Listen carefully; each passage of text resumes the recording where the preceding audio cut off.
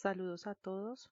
En esta ocasión vamos a resolver el ejemplo 2.1 del libro guía de la materia de mecánica tensorial. Entonces, el ejercicio, como lo podemos ver en el libro guía, tiene 3 partes, las cuales tenemos que expandir acorde a la convención suma. Entonces, este ejercicio lo vamos a resolver de la siguiente manera. El primer ítem de este ejercicio o de este ejemplo, vamos a desarrollarlo escribiendo las sumatorias que corresponden a este ejercicio. En el segundo y en el tercero ya vamos a asumir que todos sabemos qué sumatorias se desarrollan y procederemos simplemente a hacer la expansión acorde a la convención suma que estamos trabajando en ese ejercicio. Entonces vamos a empezar resolviendo el primer ejercicio del ejemplo que estamos resolviendo. Entonces volvemos a escribir en qué consiste el ejercicio y como podemos ver hay dos variables, y j, dos subíndices que son lo que en este caso nos importa para poder resolver el ejercicio. Entonces, como tenemos dos subíndices, en este caso y j, entonces tenemos dos sumatorias que han sido suprimidas en la convención suma. Entonces, reescribiendo esto en una convención que no sea la convención suma, nos queda de la siguiente manera. Entonces, como les estaba explicando anteriormente, de acuerdo al número de subíndices tenemos el número de sumatorias. Entonces, como en este caso tenemos dos subíndices diferentes I y J, tenemos dos sumatorias diferentes I y J, que van de 1 hasta 3 porque estamos trabajando en 3 dimensiones. Ahora, lo siguiente que tenemos que hacer es resolver la primera sumatoria. Como ustedes habrán visto en sus cursos de cálculo, primero se desarrolla la sumatoria interna y después la sumatoria externa. Entonces, desarrollando la sumatoria alrededor de I desde 1 hasta 3, tenemos este resultado. Entonces tenemos A1, B1 y permanece constantes WJ, EJ porque esa sumatoria no afecta a estos dos vectores. Entonces, tenemos A1, B1, U2, U2 y U3, B3. Como podemos ver, WJ y EJ son comunes en los tres términos. Entonces, podemos sacar este término común de esta suma. Sacando este término común, nos queda la sumatoria de la siguiente manera. Entonces aquí ya sacamos como factor común WJ, EJ y dejamos la sumatoria como la teníamos. Entonces, como podemos ver, en la suma de los vectores U y B no está afectándose por el subíndice J en ninguno de los tres elementos que componen la suma.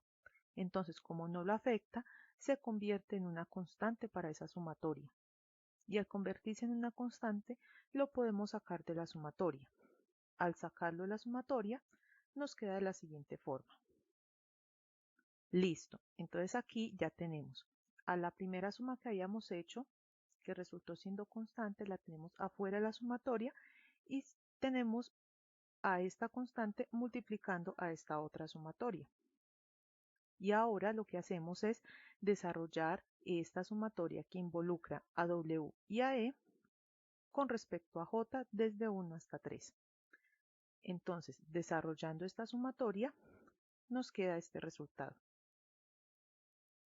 Y así, de esta manera, podemos desarrollar el primer ejemplo del libro que nos aparece en el curso y que estamos manejando por ahora. Ahora, el segundo punto del ejemplo que estamos estudiando, como habíamos dicho anteriormente, en este no vamos a desarrollar las dos sumatorias, sino que ya asumimos que se saben que se desarrollan en el dos sumatorias, entonces no las vamos a escribir. Entonces, teniendo en cuenta el segundo ejercicio, entonces lo primero que hacemos es desarrollar la suma alrededor de I, desde 1 hasta 3. Siempre tenemos que tener presente alrededor de qué vamos a desarrollar la suma y hasta qué dimensión se va a desarrollar la suma. Entonces, en nuestro caso vamos a hacer la sumatoria alrededor de i y vamos a desarrollarla de 1 a 3. Entonces, haciendo ese procedimiento, obtenemos este resultado. Como podemos ver, está T y B, que son los afectados por el subíndice i, los tenemos con el 1, con el 2 y con el 3. Ahora, teniendo en cuenta que ya hicimos esta sumatoria, ahora empezamos a desarrollar la sumatoria alrededor de j y lo hacemos desde 1 hasta 3, con el mismo procedimiento que hicimos con i. Ahora hay que tener en cuenta que aparece este j afectado por este T1 y por este B1 y lo mismo en T2 y B2 y en T3 y B3. Entonces, desarrollando esta sumatoria alrededor del j nos queda lo siguiente.